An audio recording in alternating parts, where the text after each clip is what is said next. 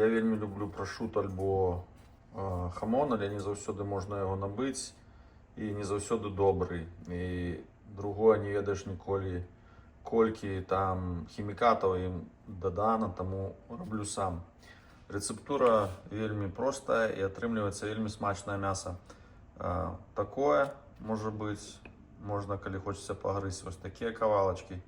Хто любіць піва, пад піва, просто супер. Рэцэптура: береце простае мяса, соліце, перчыце, і лепш за ўсё яго класці вось такі паддон. Соліце, перчыце, ставіце на 2 тыдні ў лёдоўню, накрываеце пластыкам, каб яно не высыхала. Праз 2 тыдні дастаеце мяса, зліваеце, каб яно слілася з яго ўсё, а потым просто вешаеце над плітой. Праз 1 тыдзень у вас такое.